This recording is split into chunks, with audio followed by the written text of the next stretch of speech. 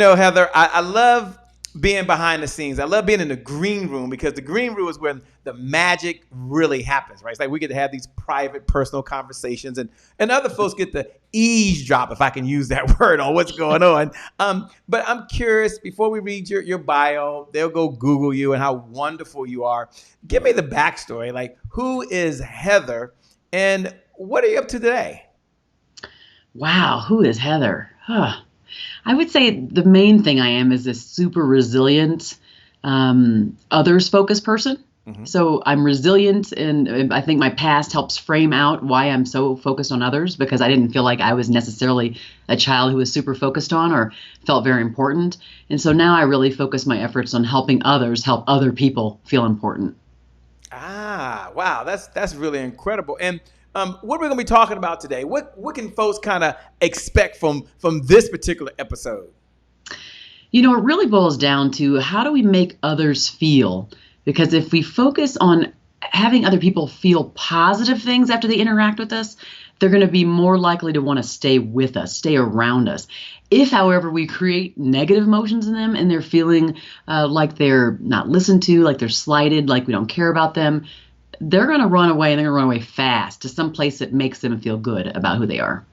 And how does emotional intelligence, I mean, I know we're behind the scenes, we're kind of kicking it, but I'm just curious, how does emotional, because you hear this word emotional intelligence, and I want to hear your definition of what is emotional, I guess, intelligence, and how does it fit into this whole leadership perspective?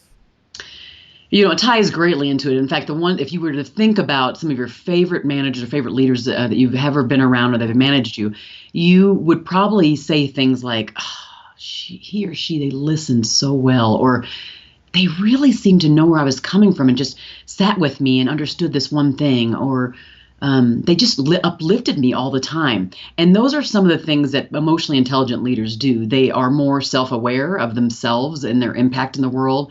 They know their strengths and their weaknesses, and they pretty much tell everybody about that. And they know how to adapt to environments. They inspire people around them. They're aware of what's happening in other people's lives, and they care. So those are some of the definitions, and that's what make up or encapsulate those people who are emotionally intelligent. Whether you have a manager title or not, this is not just set aside for those who have manager titles. It's for anybody who thinks themselves as influencers or lead people. Wow, that's cool. Now, I know we're going to get started in a minute, but I'm curious on what your philosophy is or your view of the world. There's the elephant in the room, right? Are leaders born? Are leaders made? You have a whole podcast around leaders from the heart. So I guess the question is, do you believe leaders are made? Are they born? And what's your philosophy? Well, I mean, I think that I wouldn't be doing the work that I do in the leadership transformation space if I didn't believe that leaders can change, that people can change into leaders. But they have to care. And there are those leaders who are born naturally, for example, empathetic, or are born really self-aware. But all of us, my main message is that all of us are on a journey. None of us are perfect at all. And it's keeping in mind that journey that we're all on, and it's not a journey of perfection, it's just a journey. There is no destination. We just are in it to try to get better. So true. Instead of your big why, because I got to get going in just a moment, they're saying, Shay, we got to get going. But I'm curious, people ask the big why question, and I know that's important, but I'm more curious, what's your purpose in life right now? What mission are you on? My main mission really is to pass along a message to leaders, those who are managing even just one person. So if you're an entrepreneur or you're part of a big company, but it's to inspire them to think about the positive power they possess to really change the lives of those they lead in a positive way. And it doesn't cost money. It starts from the heart. And that's really my main mission, is to spread that message. Doesn't cost money. It starts in the heart, and it doesn't matter if you're paying them. I'm curious. I can't wait. This be interesting. Look, I'm getting the cue. Hey, I see we got Michael Marner out there. Ursula Garner's in the house. What's up? Troy Woods, Asbury Park. It is always a pleasure. Coach Claire is in the house. I know. We got to get going. We'll be back, and we're going to kick this thing off in 5. I love to do this. It's my only thing to do. 4, 3, 2, 1. Let's take it away. It's showtime. I can't wait. We're going to have a great, amazing.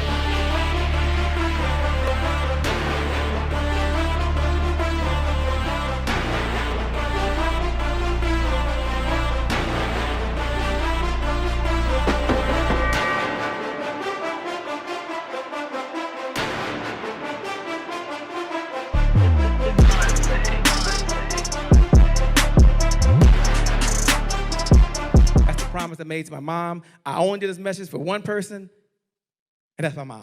This is for you, Mom. Love you. My name is Shay Brown, the Happy Entrepreneur. Make it a great day, everyone. Thank you. Thank you. Thank you. All right, Shay Brown. Mic check, mic check. All I do is win, no matter what. Got money on my mind, I can never get enough. And every time I step up in the building, everybody hands go up. Yes. Yeah. And they stay there, and they stay there, and they stay there. Cause all I do is win. Yeah. Thank you. God bless. Well, it's a great day. My name is Shay Brown, the Happy Entrepreneur, and welcome to the Happy Entrepreneur Show, the #1 business development and revenue-focused late-night show in the country where we're on a mission. And our mission is to inspire. Our mission is to empower. And our mission really is to provide you, the entrepreneur, with all the resources, with all the tools, with all the skills, with all the systems that is necessary for you to achieve, I believe, 3 visions that you have. I believe first you have a vision for yourself, which is how you want to live, the food that you want to eat, the car that you want to drive. And it takes resources, which means it takes revenue. Many of you have a vision for your loved ones. I'm blessed to be able to take care of my mom and be able to take her to the doctor. And some of you want to write a check for healthcare insurance. Some of you want to send your kids to a school of your choice. I'm blessed to have 2 sons, and I want to send them to college. And that might be you. It takes resources. It means it takes revenue. And then the third vision you have a vision for yourself. You have a vision for your loved ones. And the third vision is a vision for the people you were called to serve. And in order to serve them at the level and capacity you want to serve them at, it takes resources. It takes revenue to purchase a new website. It takes revenue to hire people. It takes revenue to get that new coach you want. It takes revenue to take that class and get that certification. And that's why we're here today. And the reason we're here today is that Heather Younger, our guest, is going to be talking about really how to be a leader from the heart, how to lead people so they feel good and want to be a part of it. More importantly, how do you weave emotional intelligence to that? Look, you're in for a treat, but let me first say what's up to the one and only Heather. What's going on? A whole lot.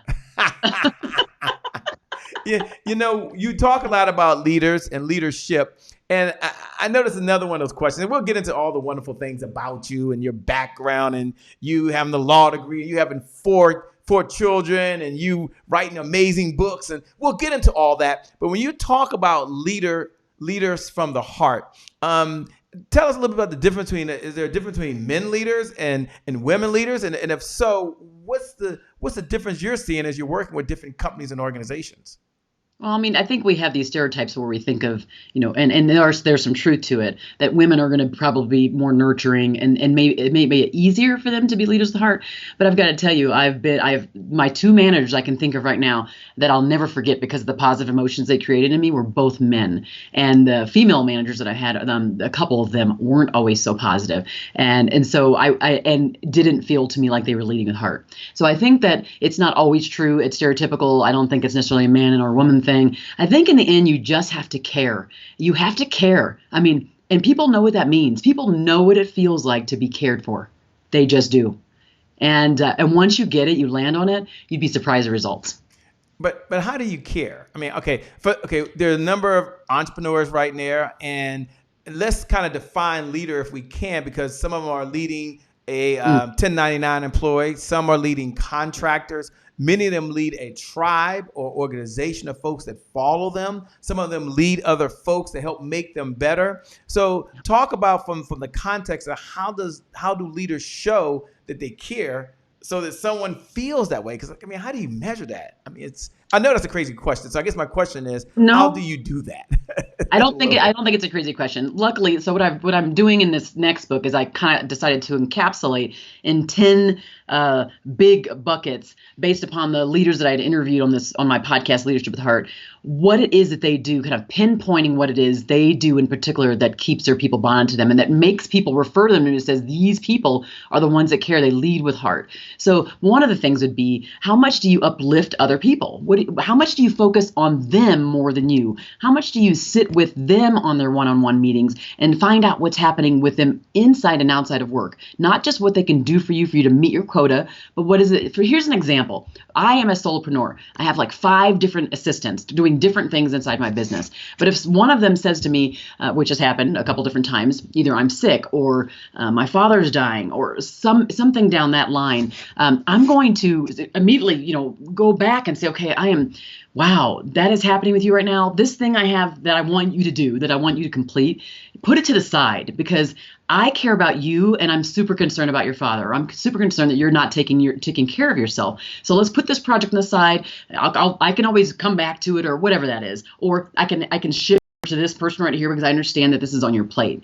And when I do that, and I do that in a consistent way, they know I care for them outside of what they can do for me. And they're just contractors, right? But no, they're part of my team. They make it move forward and they know that. So that's part of the caring. It's the little things like that, expressing that you care, that it's not just about what they do for you, but it's uplifting them. It could be even, for example, you see that they have a strength that is unused inside of them and you bring it to their attention and you help them and you brainstorm to find ways, how can they utilize that strength more? And is there a way that you can help them with that? Even if they're not your employee, they're a contractor, you care for them outside of what they can do for you. So those are hopefully some good examples for you.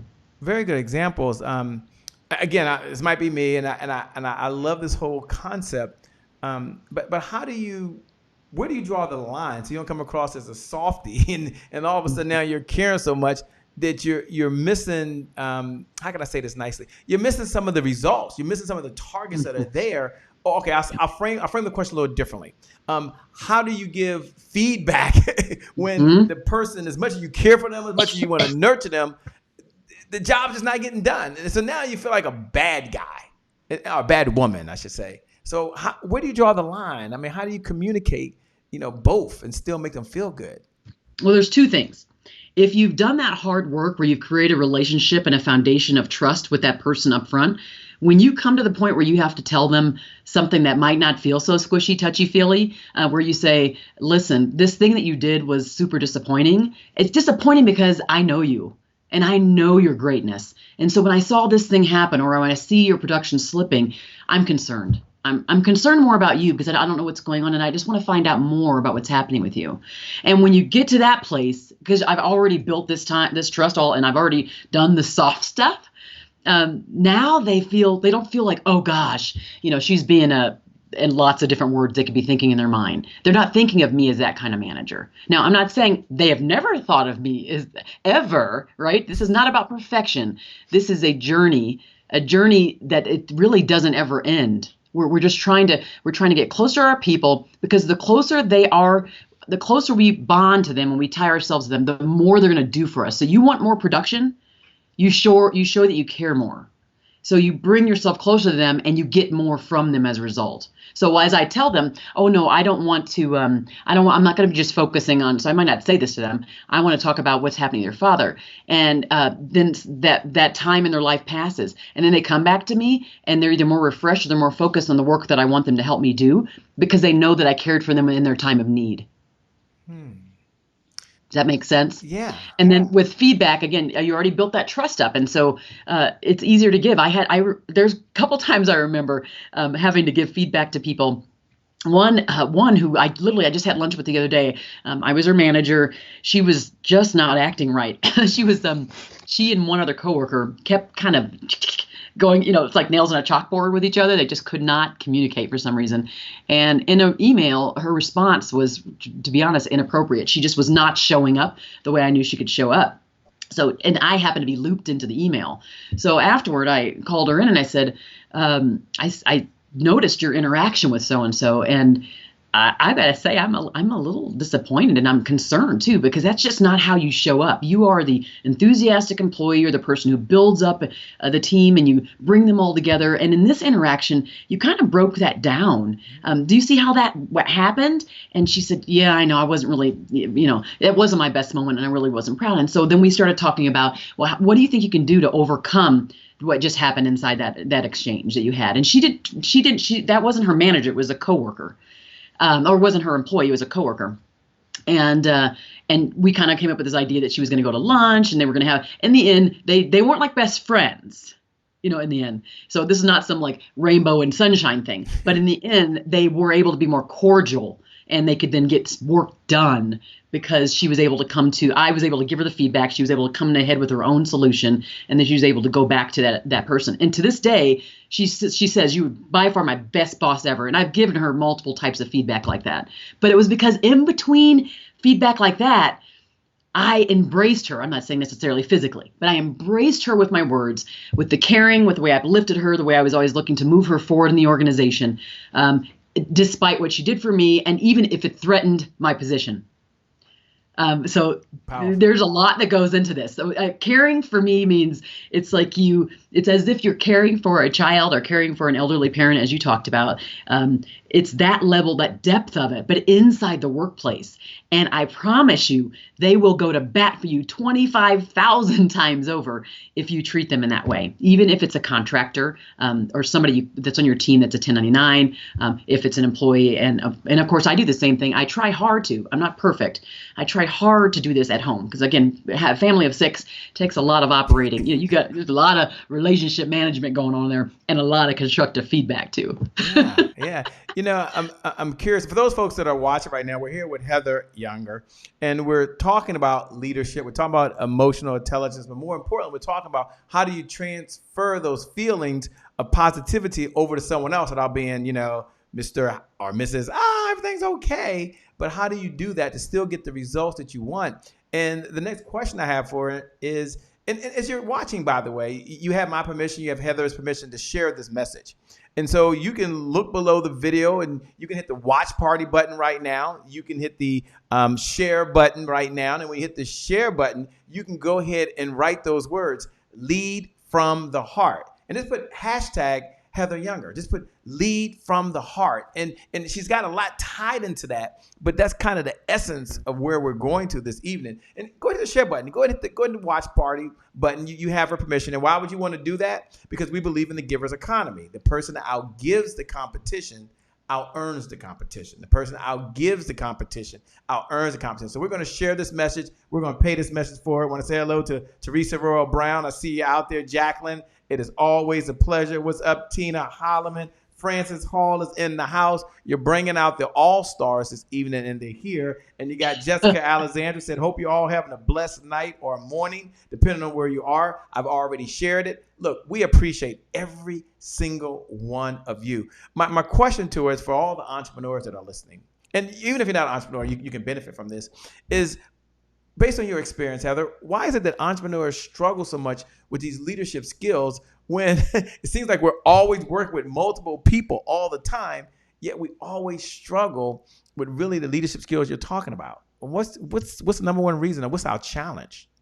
I mean, I think if you're an entrepreneur, you're in the startup phase, or and it's small enough, it really is so much for us about getting stuff done. And so tasks tend to come before people in many cases, and it's also a lack of self-awareness. And this is where the emotional intelligence side comes in. So self-awareness, when we think of emotional intelligence, self-awareness is the doorway to that. And so if you aren't aware of yourself, your strengths, your weaknesses, you're going to kind of just go about life. Not understanding that and how it impacts other people. So I think that's probably the biggest thing is we don't have a lack of self-awareness, but I think the main thing is that we're about getting stuff done. We're trying to produce. We're trying to scale our business. We want to be successful. And so sometimes people get in the way of that, or our lack of connecting heart to the work we're doing gets in the way of that. Good point. Look, when we come back in less than 2 minutes, I'm going to ask her, and if Heather will share with us at least 3 strategies or 3 ideas or 3 keys that leaders can do in order to communicate. I might ask her for a bonus. That's a hint. And so maybe she give us more than 3, okay? But you don't want to miss this, especially if you're watching right now and you deal with 1099s, you deal with full-time employees, you deal with a tribe, you deal with contractors, you deal with clients, you deal with customers, you deal with folks every single day, and you want to get more done working through other people because you understand this one concept. Success is a team sport. You can only get so far by yourself. We're going to go all the way up to Illinois to the one and only Sean Harper, and he's going to talk about the law of capacity. The law of capacity. We'll be back in less than 2 minutes. Take it away, Sean. Hi, my name is Sean Harper, motivational speaker, author, investor. I love investing in people because people has the potential of generating years of dividends. This is my January 1st.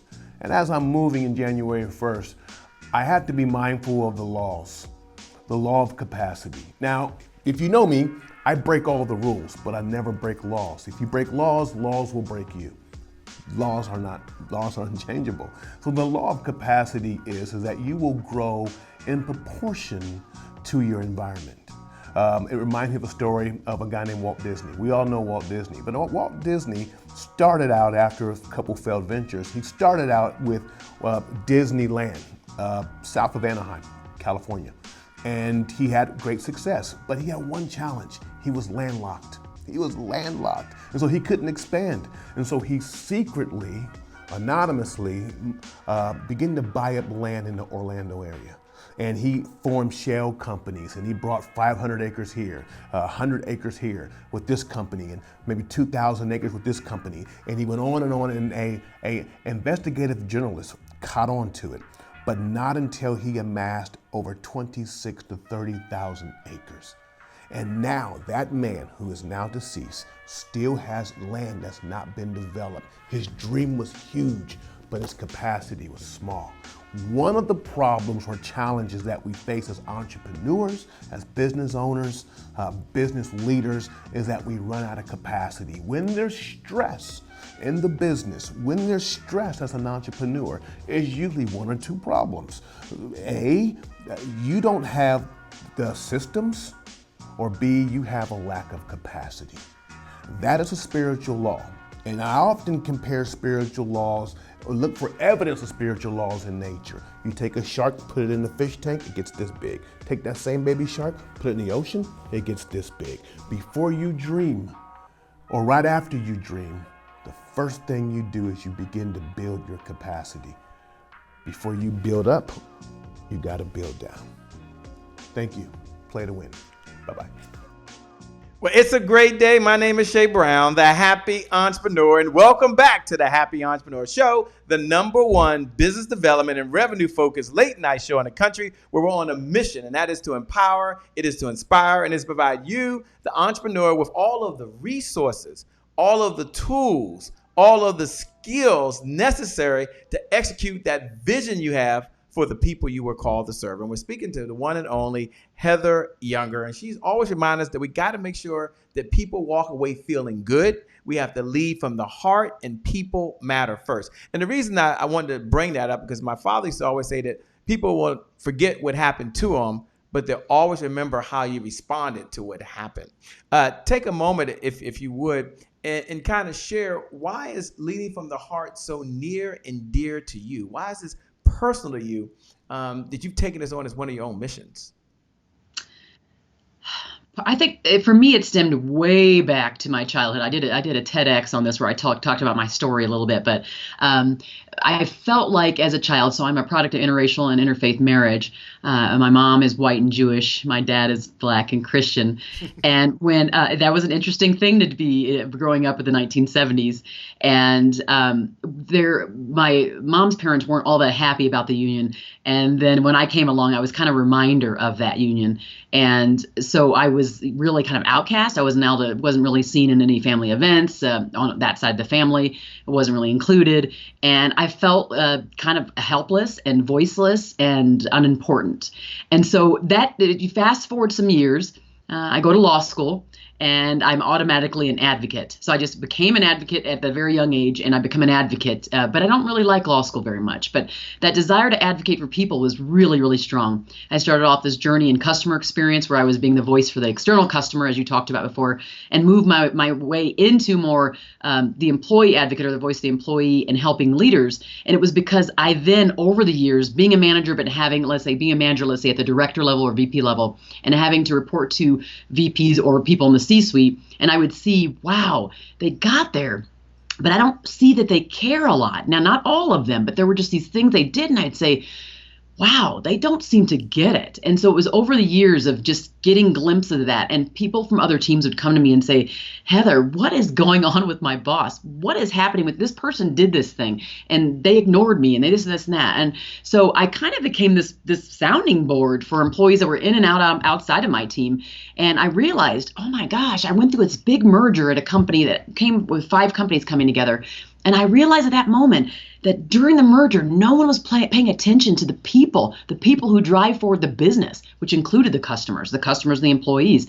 And I said, oh my gosh, someone has got to be the voice for them. Someone has to be the voice back to the leaders who actually have the power to change the experience. Because often either those leaders don't have the time to gather that voice or don't really care about that voice. And so I felt like I was born to be the person who could be the voice for them and do it in a compelling way. So that's it. I just felt like I saw it enough. It was enough experience. I heard it so much. And it was just like, oh my gosh, someone has got to care about these people who drive the business forward. Yeah. And that's where it's. Thanks so much for sharing that. And when you think of the 3 things or 3 keys or 3 ways that we can do, or 3 things we can do as entrepreneurs or as leaders to show that we care, to show that we're aware, and to show that we're in the fight with them. What are the 3 keys that you have? And, I'm going to ask you for a bonus one. So as you do these 3, I hope you might have a bonus. You might have 2. We'll find out in a minute. But what are the 3 ways in all seriousness? Well, I would say the number one reason when it comes to leading people, another one thing that we want to focus on is spending time with them. You can't really get to know people unless you spend time with them. So managing someone from a distance and not having any interaction with them is not going to work. And so if you are in an office where you're able to sit with your people, then physically sitting with them and not just having an agenda every time you sit with them that has to do with like moving forward a project or a task, but actually, again, finding out what's happening with them. How is work going? What obstacles are in their way? How can I remove those obstacles? And then how are they doing outside of work? Are there any challenges happening? A lot of leaders are very uncomfortable with that conversation, but guess what? You get more out of your people if you try to meet them where they're at. And that might not be right in that moment at work. Their mind may be outside of work. And if you can find out where they're at and meet them there, you're going to be able to bring them back and they'll produce a lot more for you. So that's the very first one. And I put it first because it is the most important. The other thing is focusing on how you can find the greatness inside of people. So finding it because it exists in everybody, even the one that you think is like this mediocre employee, there's something that's in them and it's up to you to find it. And once you pinpoint it and you help them grow in that. And that could mean like maybe they're bored in their current role. If they're a contractor, maybe what they're doing for you right now isn't the thing they should be doing for you, but there's something else they can do for you that really will bring out the best in them and give you the best result inside your business. So it's being open about how you grow people and giving them access. I'd say, pay is people. Everybody wants to think about pay. Pay is important. We have to pay people well, but it needs to be. It's more about what it is does it allow them to live their lives? Does it help them sustain their families? And if you already have gotten there, pay is not as important as those other things I talked about. Appreciation is another one. Stats show that 77% of employees do not feel valued for the work that they put in, but on the other side, 55% would leave a company for a company that values them. So it's a kind of a no-brainer. Appreciate the people that work for you, whether they are your employees or vendors or contractors or, like you said, customers. Appreciate those around you. We're going to think globally here. And do you have to? Just a quick question. I don't mean to cut you off. Yes. I apologize. Does that mean that you say appreciate? Does that mean that we have to always say I appreciate you? There's always got to be thank you. I mean, how many times do I have to say I appreciate you? Gee whiz. I'm just asking. I mean, I agree for it. I don't want y'all to send me no mail, no say, Shay, you're fighting it. I'm not fighting it.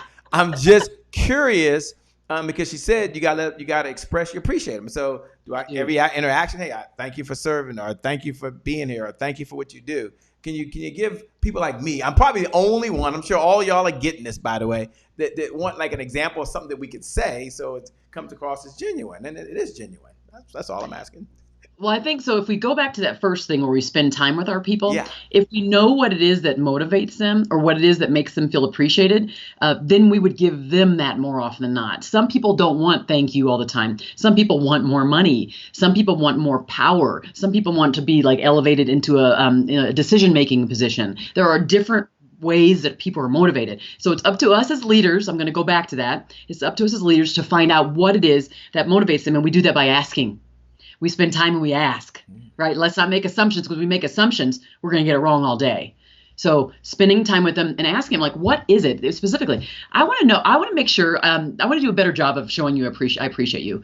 How can I do that specifically for you? And it may be a note card. It may be a pat on the back. It may be something else. There is a stat out there that Gallup put out some years ago. And it's that if an employee has not been shown any level of appreciation in 7 days, it's as if they've never been recognized before that. So their memory is a short one. It's like short, right? And so something has to happen weekly, but it doesn't have to be by you. It could be, for example, let's say you do work in an organization, and an organization where it's not your own, you're not a solopreneur or an entrepreneur with just like a couple people. You might be able to put something in place where the customers are able to recognize them. So I've seen it before in the signature line where it's like, give us some happy faces. And so the customer can give that person a happy face for the work they did, or write a little comment. And they can send in little gifts to them, whatever it is, right? So it doesn't have to be all on the manager's shoulders.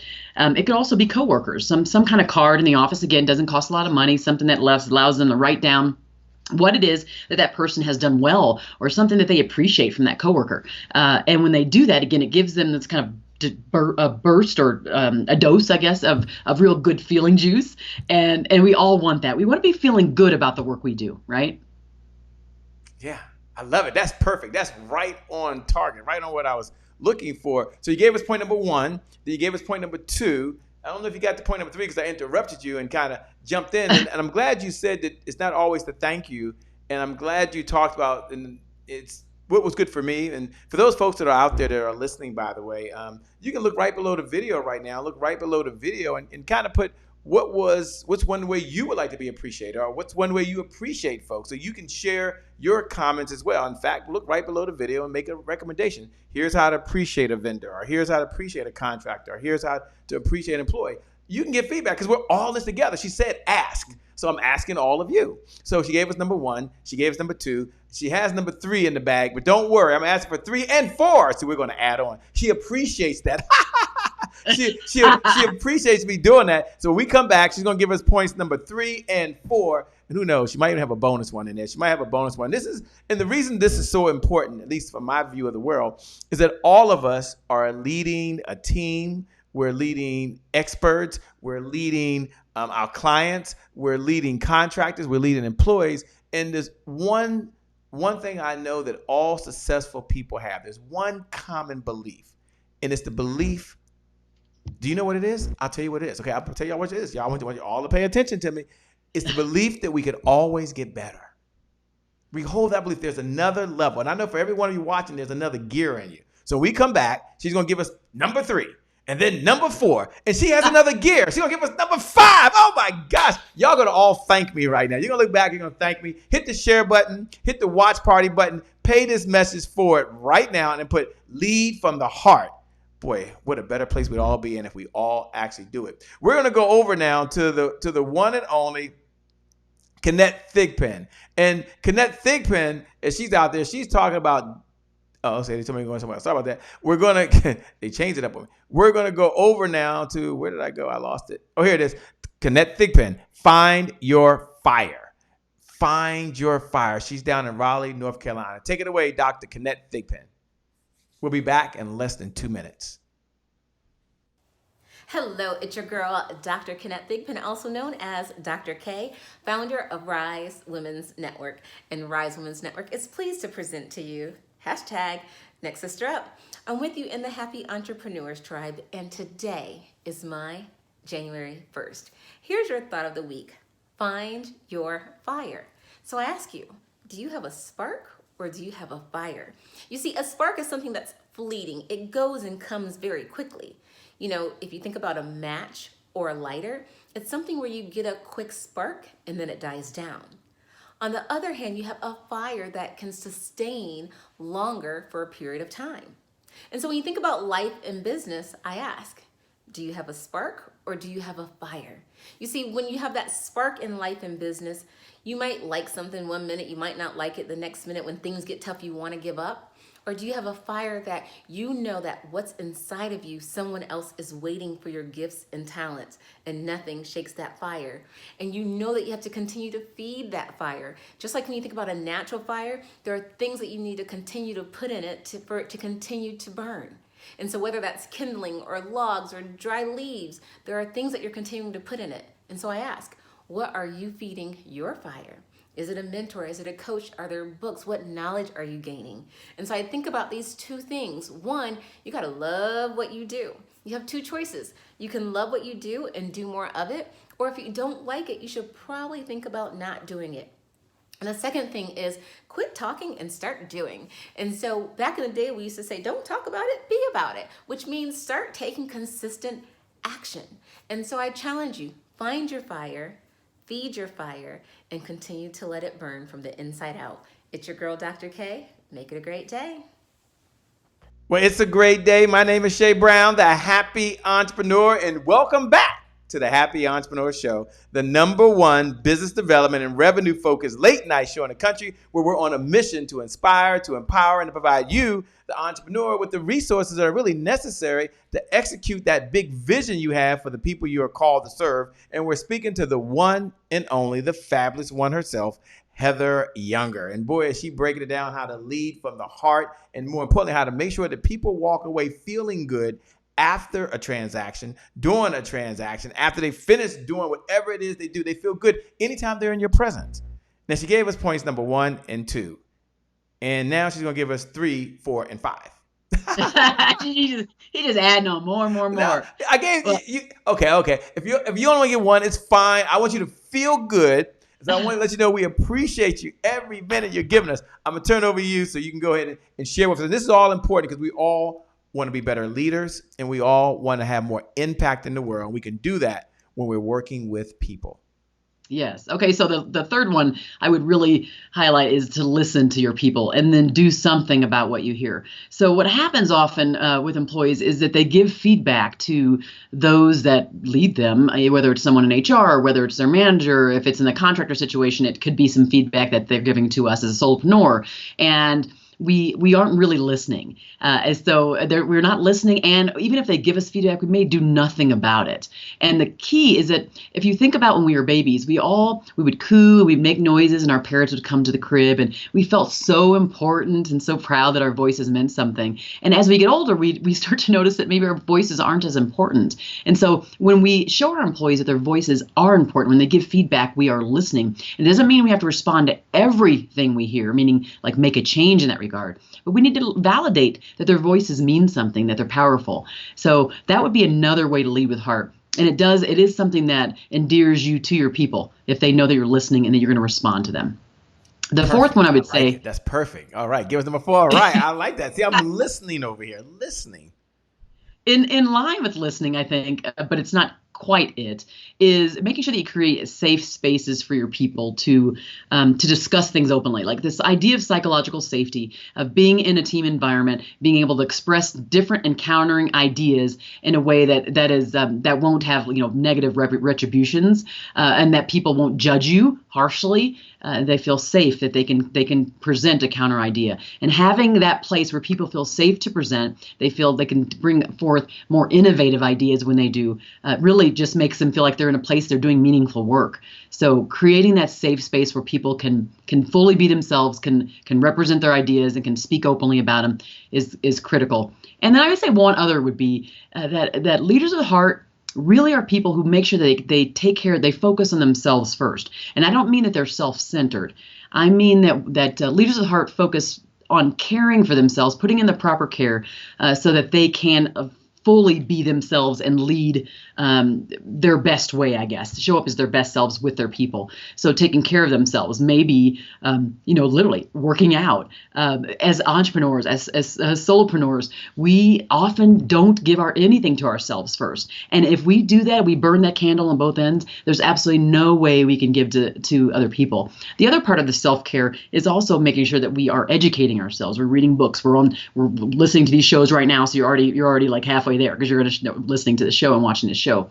But any other ways, reading books, going to seminars, listening to people that are maybe outside of your normal circle so that you can expand your view of the world, reading the Wall Street Journal, just doing all those kinds of things. So caring for yourself physically and mentally, and then caring for yourself from a development perspective. Those are some of the things as well that Leaders of the Heart do.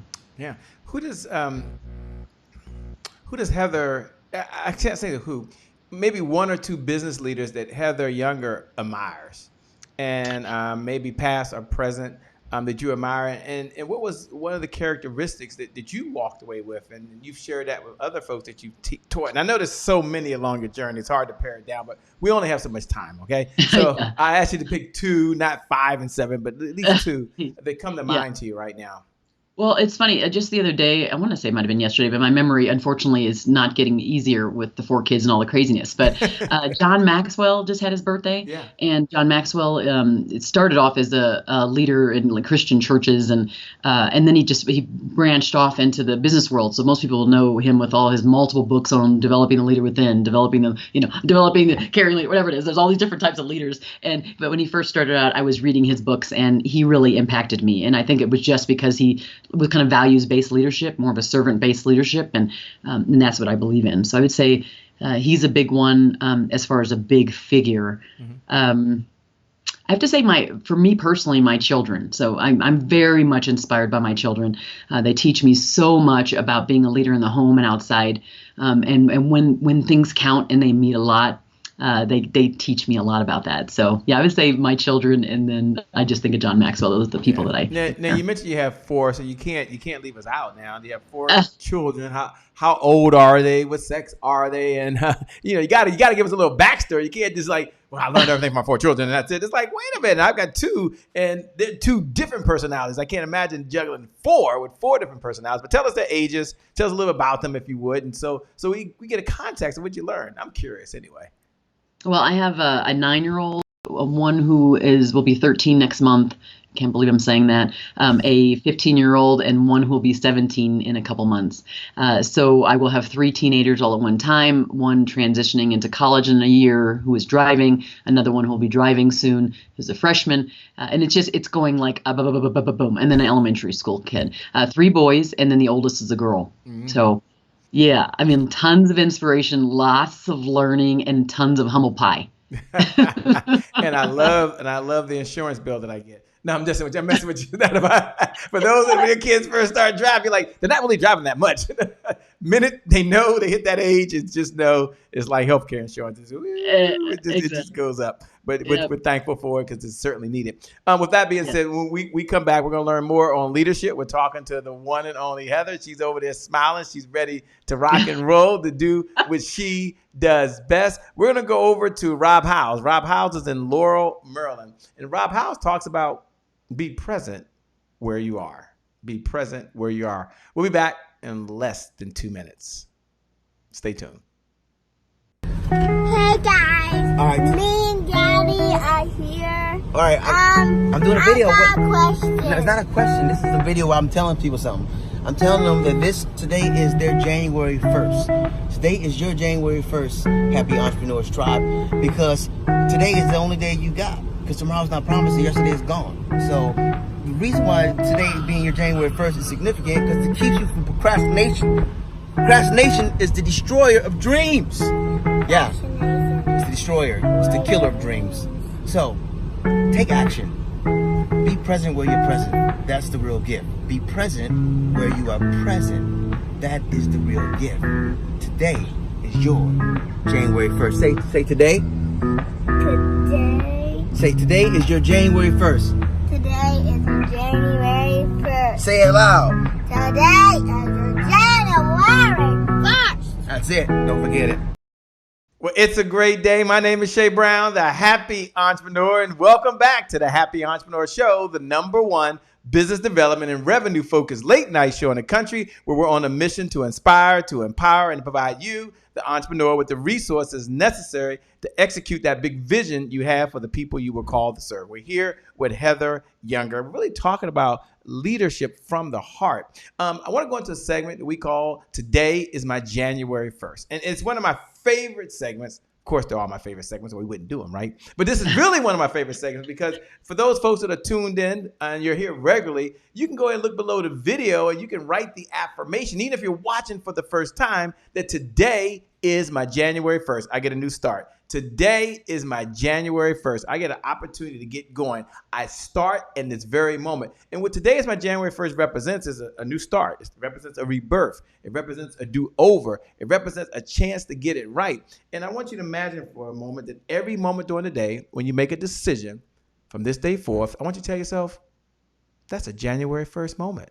I either go to the gym or I sit on a couch. That's a January 1st moment. I either eat hamburgers and French fries, or I go to my refrigerator and I pull out some broccoli and some kale and some Brussels sprouts and some celery. And if you're smiling at me right now, then we're all in this together, right? So my question over to Heather is, when you hear today is my January 1st, what goes through your mind?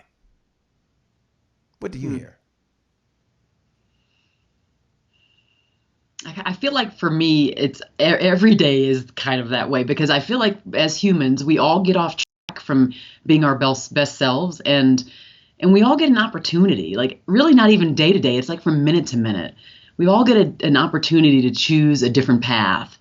And so I feel like for me, it might happen a couple times a day where I'm like, ooh, like you said, I didn't work out today, or I worked out, but I ate that cookie, or I didn't stop to really look at my son in his eyes when he was talking to me because I was too busy doing this other thing, this idea of being present.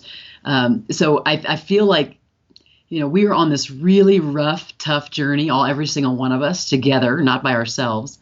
And we just get a chance. We get a chance every day, all day, to just reinvent. That's what I think about. Thank you. When you think of today as your January 1st, again, it's the moment you make a decision that could forever change the trajectory of your life.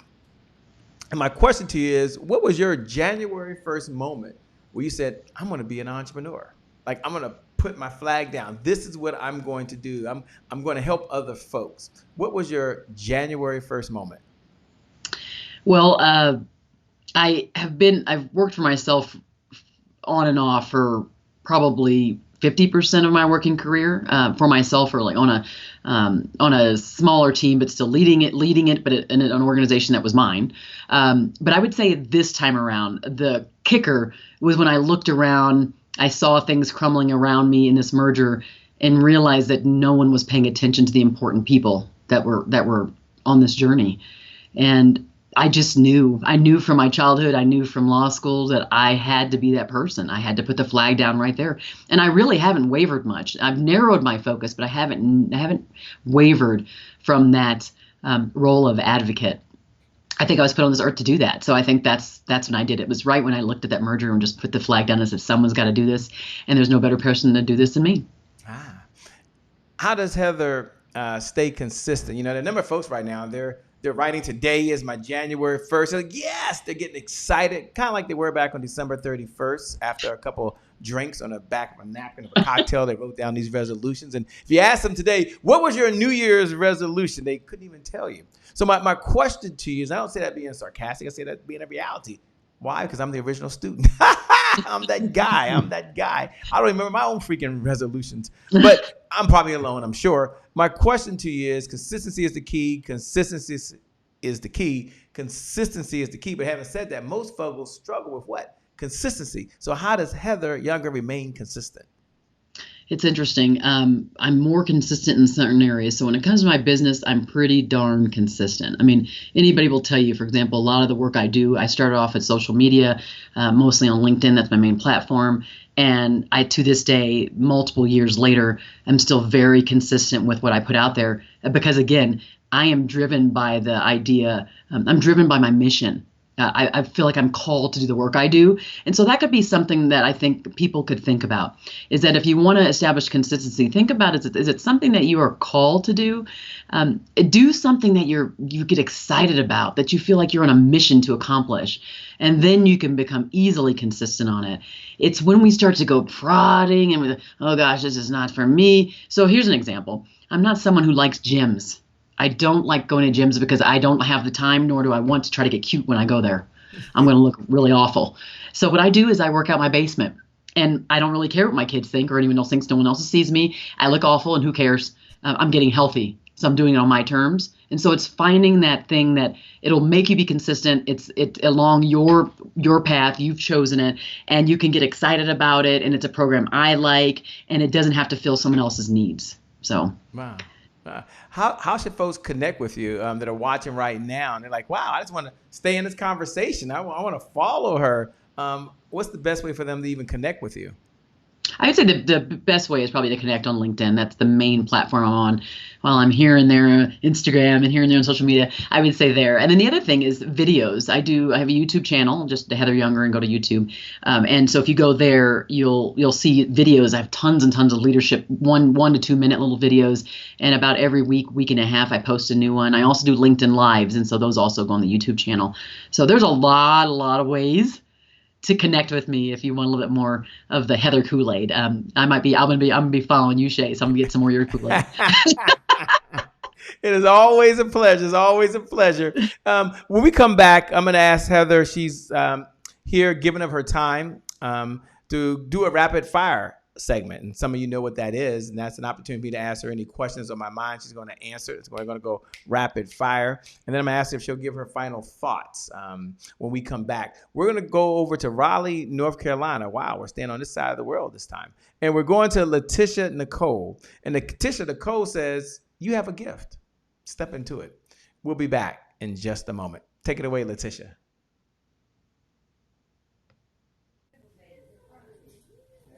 Hey, how y'all doing? I'm glad to see you here. What a surprise, what a surprise. Guess what, you guys? My name is Letitia Nicole Beatty, and I'm the CEO founder of Speak Life Enterprise, where I teach entrepreneurs like yourself how to speak powerful words into the atmosphere to shape your business. And today is my January the 1st. But before I start my thought of the week, I have to give kudos and props and a round of applause and a happy belated birthday to who else? None other than Shay Brown, the CEO founders of this Happy Entrepreneur Group. Hey, Shay, thank you so much for allowing me to speak life. Now, to my thought of the week. You guys, listen to me. My thought of the week this week is that you have been anointed with a gift. Now, whatever you've been anointed with, it is up to you to bless the universe with your gift. And how do you bless the universe with your gift? By being a present. That means showing up. That means your presence is needed in this earth. Your presence, that's the gift. So you make sure that you show up in that gift. Now, I have a story. You know, I have a little story. I always have a little story. Let me tell you something. People used to come to me all the time for advice, all the time, asking me for advice, and I would give it to them. And then I was like, you know what? I'm going to stop getting advice. That's getting on my nerve. Oh, my God. And then people was like, wait a minute. Where are you? Where is my friend? Where is the person that's giving advice? God anointed me to be a life coach, to be a mentor, to be a minister. God anointed me. He said your gift should make room for you. So if you're not showing up in your gift, that means you're not giving the world a present. That means that you are not earning your money. He said you have the power to get wealth. And if you're not showing up in your gift by being a present to somebody else, you better get it together. So until next time, why don't you give your gift of just by being a present into somebody's life this Christmas, this holiday, this year, today. All right? My name is Letitia Nicole, and I speak life so that we all may have life more abundantly. But until next time, be a gift and give somebody that present. Bye.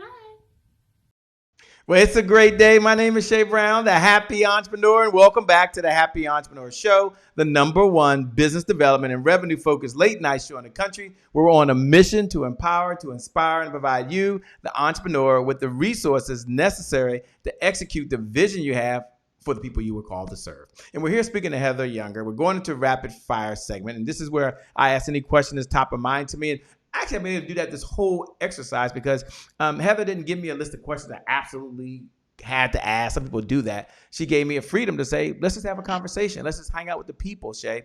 And so this rapid fire segment, for those folks that are watching for the very first time, I ask a question. She has a minute or less to answer it. So I ask a question. She has a minute or less. For Heather, who's listening right now, if I ask the audience, do they want a minute or do they want less? They always say less. They always say less. They always say less. They always say less. I'm joking. So my first my first question to you as I'm listening right now is, everyone thinks you have everything going on, and you probably do. But the question is, how does Heather step out of her comfort zone? How does she deal with being outside of her comfort zone? Wow. You know what? I think I take it in as it comes. I do my very best, like everyone else, when I'm outside my comfort zone. It can get uncomfortable depending on what it is. And I just kind of let it roll over me. I don't ignore my emotions in any way, shape, or form. So if it puts me over the edge, it puts me over the edge, and I have to live in it. Yeah. What's a lesson you've learned from one of your mentors along this journey of life that you could share with us, that we could take away? I think that the fight is worth it. If it is the fight that you're on the mission to do, no matter what obstacles in your way and whatever challenges are there, that it's worth it. Particularly if you're called to do the work you're doing. That would be the biggest thing I learned. Wow. And, you mentioned earlier that you learned so many lessons from your kids. So obviously everyone's wondering, what's one of the lessons, Shay? What's one of the lessons? And so I can hear them right now, just coming through right now. And so don't worry, I didn't forget, right? She said she learned these lessons. So we all want to hear a lesson or a story, right, of something you learned from your kids. Those are always so cool. We love those. So what's a lesson that you learned from one of your 4 children? She has 4, by the way. I learned about courageous leadership. My daughter gave a speech recently in a class, and she chose Malcolm X, and the classroom was predominantly not people of color. And she was very interested in his background, didn't really necessarily believe in his methods, but believed in his story and his history. And she was courageous enough to stand up and deliver a very well-delivered talk as a 16-year-old, to have that kind of courage to do that. So she taught me about courageous leadership, and that we need to step into who we are supposed to be, and we cannot shy away from it. Wow. What is something about you that no one even guessed that Heather likes to do? No one even guessed. Oh, I like to watch lots of The Voice. The Voice. I like to watch The Voice, and if I can watch like 5 or 6 in a row, I like to watch The Voice. Okay. Most people wouldn't know that, but that's what I like to do. What's a challenge or a success that what's a recent, what's a current challenge maybe you have, or a recent success that you have that you would like to just share with us? Well, I landed a book deal after only asking like 3 publishers. That's my second book, and I made a decision that I was going to at least try to have the second book go through a publisher. And if it didn't, I was okay, because I still could go ahead and self-publish it again. But my success is that I actually did, and I signed it with a publisher whose values align with mine. Wow. So, yay. That's so cool. Everything just seems so perfect. They've got to be wondering, what's one setback maybe you had along your journey of life, and how did you bounce back from it? Like, how do you bounce back like from a setback? Oh, gosh. So one thing I would tell anybody who's watching right now is go watch my TED Talk. It's called Transforming Adversity into Opportunity. And so since as a child, I had to do this really early on with the racism in my own family. There were some other issues in my family I had to overcome, and I'm the only child, so I had to do it all by myself. And I think it was for me, I use the adversity as a reason to move forward. So I don't use it as the barrier as a door to a locked door. I think of it as an open door. It tells me, okay, there's this path locked and this path open, and I choose to go through the open door. It just pushes me through, it propels me. Wow. Yeah. Thanks for sharing. If you could just wave a magic wand, let's say, and you could solve one leadership headache that we all have right now. I don't know. What's the one leadership headache that we all have? You say, man, Shay, there's one big challenge everyone has. You said so many along the way. It might be one of them that you would want solved forever for leaders. I actually would hope that leaders would have support themselves, because it's hard to give what you don't have. And so if I'm expecting them to support their employees, I would hope that their executive leaders or their boards also support them, because leaders need support too. And so I think that would be the number one. I'd like for them to be loved on so they can love on their people. Well said. You know, what's a blue sky goal? Now, blue sky goal is this goal that if you hit this target, you would be forever remembered, right? And I don't know if you have one or not, but, you know, people work every day for a reason. And when our time comes and we get our heavenly wings, you'd want people to remember this as something that you left behind for others. You know what? I would have to say I want people to say that I epitomize caring leadership, that I've left an imprint on them, on their hearts, that they know that I cared for them. Those would probably be the things I'd want them to remember. I want them to know, like, I know there was a person who was on this earth that deeply cared for me. Yeah. Last question, and then we'll come back and allow you to do your final thoughts. It's a tough question, but I think you can handle it. So you have 4 children. You have 4 children, and let's just imagine that they get a hold of this long lost video file. And I asked the question, what is your message to your 4 children? Something you want them to hear just from mom. Now, they're all at different ages, so, you know, the message is something that they all can applicable. They can all maybe apply, but they got a hold of it. And they're all sitting around watching it right now. And they're like, this is mom's message, right? And what would you want to tell them? What would you want them to say? What would you want them to even know? I'd probably say the biggest thing is that they should never minimize themselves for the sake of others. So what I mean by that is their greatness should be fully shown, and to make sure that they just never cower and minimize who they are for the sake of other people, and that's the other person's issue, not theirs. I've found that to be true. That when I've tried not to be myself or not to be fully Heather, I feel miserable, and then I have regrets. So I would say, don't have regrets by trying not to be yourself. Just be fully you. So well said. We'll be back in just a moment. Heather has agreed to give her final thoughts or final comments to all of you who are watching right now. My favorite segment. You don't want to miss it. We'll be back in less than 2 minutes. We're going over to California, and we're going to check in. Well, you're going to check in with the one and only Dr. Kim Warren Martin, who talks about training people to respect your time. We'll be back in just a moment. Take it away, Dr. Kim. Hey there, happy entrepreneurs. This is Dr. Kim Warren Martin, founder of Successful and Fulfilled. And as always, I'm excited to bring you my thought of the week here on the Happy Entrepreneur Show. This week's thought is train people to respect your time. I'm in the middle of some exciting major life changes, including my husband and I relocating to a city very near the place where we grew up and where our parents still live. And one thing I was concerned about is how I was going to help friends and family understand that just because I'm closer, it doesn't mean I'm available all the time for just about anything. So I shared this with a colleague, and she suggested I just set boundaries and train people to respect my time. Brilliant idea, right? What a concept. So I followed her advice, and I want to share with you the top 3 things I did, because it could probably help you train people to respect your time, whether you're relocating or not. So the first thing is personally commit to respecting your schedule. We literally cannot expect others to do what we're not willing to do ourselves.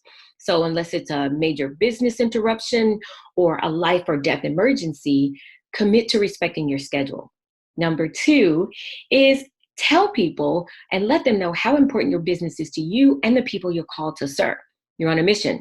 You're going to transform lives. You're making an impact on the world. So they need to know this. Number 3 is let them know your actual business hours. Don't leave it to them to assume it's 8 to 5 or 9 to 6. Especially if it's very different from that, let them know.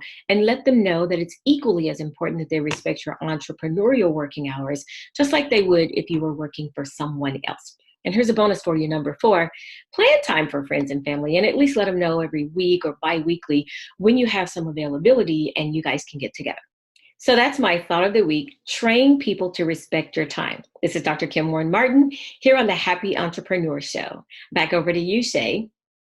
Well, it's a great day. My name is Shay Brown, the Happy Entrepreneur, and welcome back to the Happy Entrepreneur Show, the #1 business development and revenue-focused late-night show in the country, where we're on a mission to inspire, to empower, and to provide you, the entrepreneur, with the resources necessary to execute that vision that you have for the people you were called to serve. And we're really excited. We're blessed. We're humbled to have Heather Younger not only hang out with us, not only teach us about leadership from the heart, not only share with us a little bit about emotional intelligence, but also to share with us how we can really help other people feel really good by sharing our appreciation and by listening.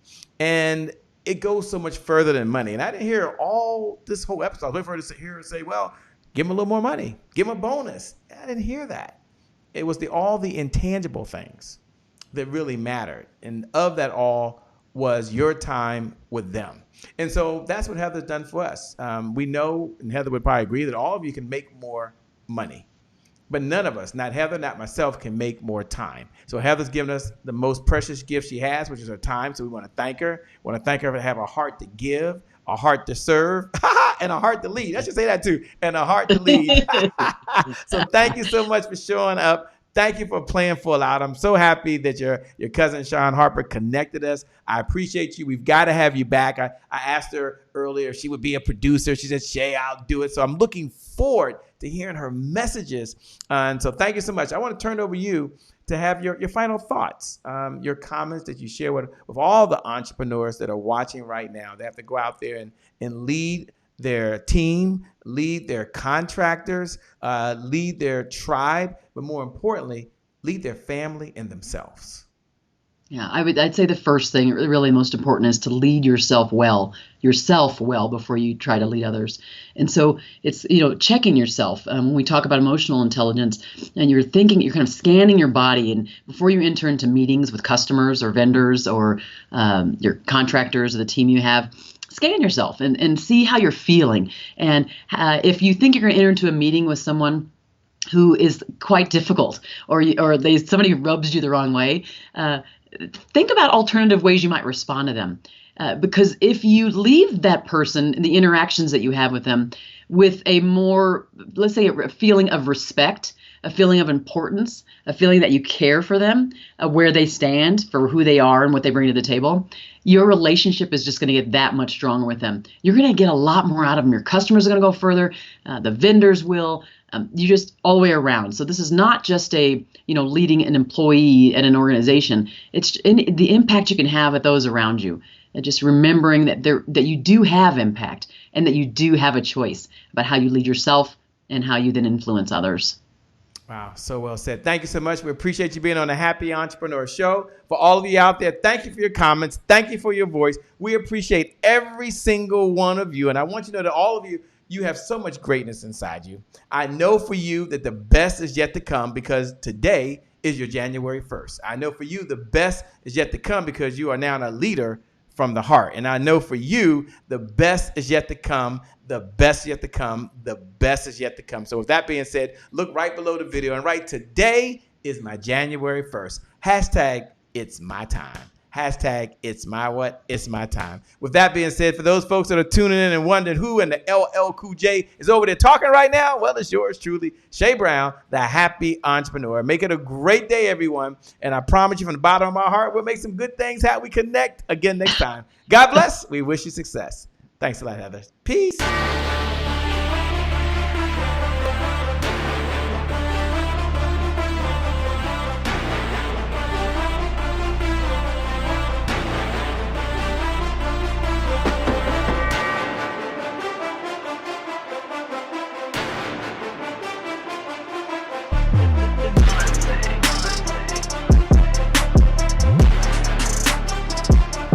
Promise I made to my mom. I only did this message for one person, and that's my mom. This is for you, Mom. Love you. My name is Shay Brown, the Happy Entrepreneur. Make it a great day, everyone. Thank you. Thank you. Thank you. All right, Shay Brown. Mic check, mic check. All I do is win, no matter what. Got money on my mind, I can never get enough. And every time I step up in the building, everybody Yeah. And they stay there, and they stay there, and they stay there. Cause all I do is win. Thank you, God bless.